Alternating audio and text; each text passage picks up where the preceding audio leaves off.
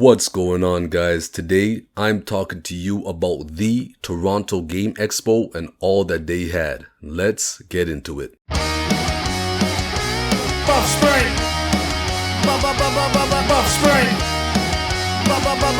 Buff spring. Buff spring.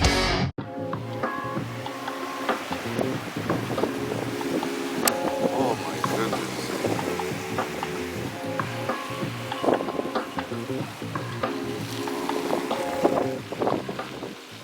So as you can see, guys, the day started off wet, started off rainy, and started off cold.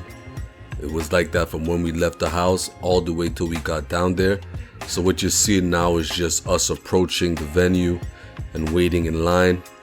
While we were there, we got to meet a few people. We got to chit-chat it up a bit. You know, the thing I like about these kind of events is that the people that go, they tend to be fans of what they're going to see and excited to mingle and you know, enjoy the festivities. So it was, although it was cold and rainy and stuff like that, we still had that anticipation and excitement waiting to get in.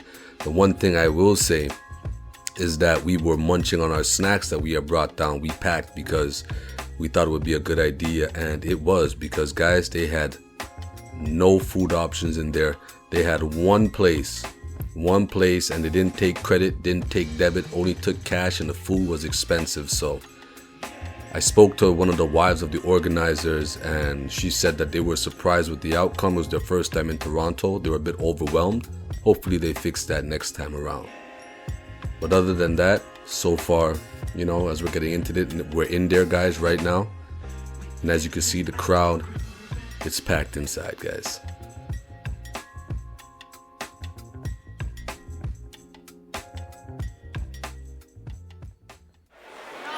You know how long I haven't played that game? Crazy Taxi. I have no clue what I'm doing. You just gotta pick them off and drop them off. Yeah, this one here. Years, man. Oh, this is the first time I think he's playing this one. Wow. He's like, I don't know what I'm doing.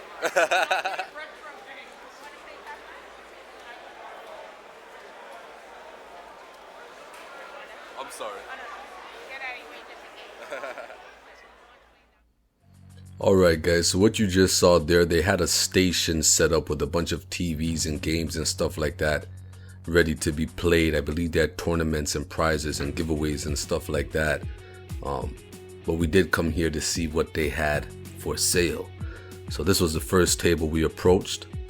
Lovely Xbox. They had all kinds of consoles right off the bat. They had Coleco. They had the Xbox there. They had some NES stuff.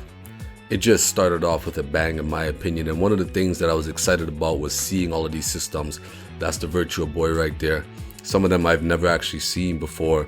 Again, guys, you know, part of my channel is, you know, I talk about being exposed to things that I never got to experience before. So for me, this was actually my first game expo that I can recall. Might have been to one when I was younger. You know, I got to do a lot of things when I was younger, but you know, you're young and you're not really always focused on the point of things going on around you. So for the purposes of this video, this is my first game expo and here in Toronto, Canada. And guys, I was overwhelmed with everything that they had. Absolutely overwhelmed with everything that they had. So many things I got to see for the first time, and also so many things that I didn't know growing up, or you know, maybe a little more recent than that. But just for example, that game you saw earlier, the 50 Cent, the Bulletproof, like I had that game as a youngin', you know, and I don't got it no more. When I see the price they selling it for, I ain't gonna lie, I was a little salty. Even this Grand Theft Auto right here, I ain't gonna lie to you, we had that, and you should see the prices. I was salty, I ain't gonna lie, but you know what, I was chilling. This is coffee here, guys, all kinds of coffee. They had Yoshi coffee, Mario coffee, Pac-Man coffee, all kinds of stuff. It's just an amazing variety. Coffee.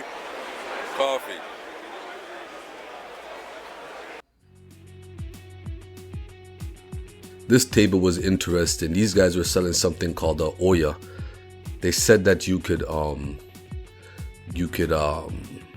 guess manipulate the system. What's the word I'm looking for? You can add emulations and stuff like that to it. If you can do that, guys, let me know. Mod the system. Sorry, guys, tip of my tongue there. They said you could mod it, stuff like that. If you guys know anything about the Oya, let me know. I was about to buy, didn't end up picking it up, but I was curious.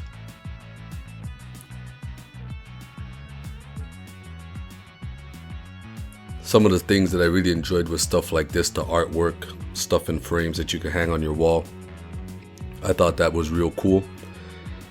They had a lot of that stuff. So if you guys are ever interested in that, I believe they're doing this again in October. So what you see here, they might be back again, maybe not, I'm not sure. But I believe it's one coming up next month again. Right now we're in September, so if you're in the area and you know you're looking for stuff, I'm telling you guys, they had a variety of things, and you're gonna see that in this video. Here you're looking at posters. They had Ninja Turtles, Street Fighters, Pac-Man, Mario, everything. Right? They had Donkey Kong, Pogs. You remember Pogs, guys? Like, this is crazy. You know, I wanted to buy a PS3 too, but every PS3, I went to go look at a PS3.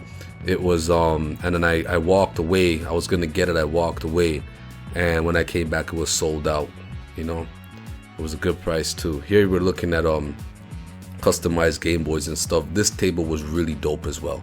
Those are controllers right there, all customized, and I believe they do personal customizations as well. You know, they were cool. You know, the people at this table were also really nice as well. The people here, I believe, yes, this is what they forgot the receipt. I should have checked the price of the receipt, how much they bought that for, and said I want it for that price, but I don't think it would have mattered anyway, and I wasn't really interested in that too much. Here we got the Pocket Go, something I never seen before, and they also had the Zelda Game & Watch in the back there, guys. You know, there's so many things. I was so surprised. There's so much in the gaming world constantly coming out, constantly being put out there, new products, and I feel like it's almost impossible to see and know everything that's out there. So going to this expo was one of those opportunities where you really get exposed to things and, you know, put on game, so to speak, right? I love Gunstar Hero. I actually played that game for the first time. I'm going to be coming out with a video for that, run it back video for that for sure. Evercade, thinking about getting one of those. I know they just came out with a new handheld. Guys, that was a bucket full of PlayStation 2 memory cards. You remember those? 8 megabytes. I totally had it when I was a kid. And I hate that game. I hate it. It was a bad game, but It was horrible. Cool It was because Wu-Tang. everybody in it. It was Wu. Yeah, it's Wu-Tang. That's crazy. That is insane. Yeah, I was talking to one of the gentlemen at one of the tables there, and I saw Wu-Tang on sale, and it was pricey. You know, I think what Wu-Tang came out for PlayStation 1, that game was not very good in my opinion. And, you know, I noticed it because I was looking at the Def Jam games. Again, a couple of games that we used to own growing up, and now they sell for a pretty penny. So, you know, yeah, but we were just talking about Wu-Tang there, not Def Jam, guys. And yeah, in my opinion, Wu-Tang wasn't the best game, but, you know, to each his own. You know, I'm sure there's people out there that enjoyed it. This booth here, they had everything in box, Nintendo 64, Nintendo. It was crazy to see this kind of stuff. I couldn't believe it. I couldn't believe it, right? Earthbound, $4 grand in box. In box, guys. They had some of my favorite games. You know, a lot of people like GoldenEye, 007 GoldenEye. I was always a The World Is Not Enough guy. I love The World Is Not Enough. There it is right there. See, I knew it was coming up because I was happy when I saw it. I was so happy when I saw Pokemon Stadium, another classic in my opinion. Going to McDonald's and playing that in the play area. They had those Nintendo 64s set up, and remember they also had Pokemon Snap too. You could take pictures, put it on a card, all that crazy stuff. This table here was a bunch of manuals and stuff like that, which is very, very handy because if you guys watched my previous Run It Up videos, I talk about not always having the manuals for some games. And this is a great opportunity to go check out an event like this and see if you come across a manual. One of the best parts about playing these games, guys, especially retro gaming growing up back in the day, just in general, even today, is opening the box and smelling the book, feeling the weight of the case. You know, that was like part of the whole experience in my opinion. And kind of unfortunate that they don't focus on making booklets and manuals and stuff like that like they used to back in the day, but it is what it is, you know. Here we're looking at this was a candy table. So again, guys, nothing but variety. Nothing but variety. They had sensu beans on sale, guys. Sensu beans. Look at this here. They got all these Nintendo 64s. They got the blue, the green, the red, see-through, black, all of it, guys. They got the Game Boy Advances, the Game Boys. And you know what? When I was looking at them, from what I can recall, they were in great condition. Again, guys, in box, Nintendo DS, 3DS. These things have went up in price to a point where if you got one now, all I can say is you're blessed. Guys, these are some patches you can put on your denim jackets, your backpacks, stuff like that. Real nice stuff, guys. Real nice stuff. They got Digimon, Pokemon, Street Fighter, Harry Potter, all kinds of stuff. I was digging the Digimon one. I think next time when I go back, I'm gonna have to get some Digivice patches for sure. Yep.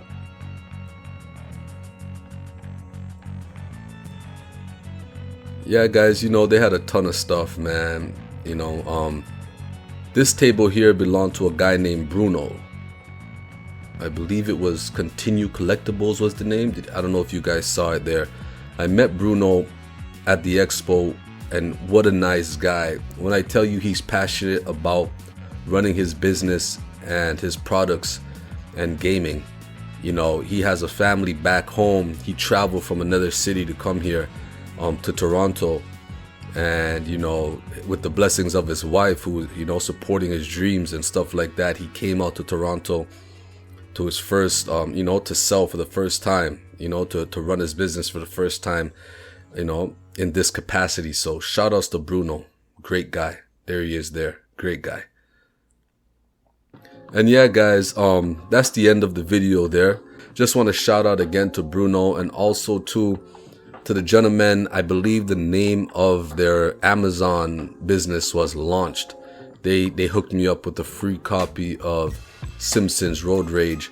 We were talking about Walking Dead, Game of Thrones, that kind of stuff, and I gave them my Rick imitation, you know what I'm saying, and made them laugh. And one of the guys was like, man, look, I'm gonna give you this. I know you want this. I ain't gonna charge you for it, you know, and I hope you guys enjoy that. So shout outs to them over there. Hopefully if you guys see this video, thank you guys very much.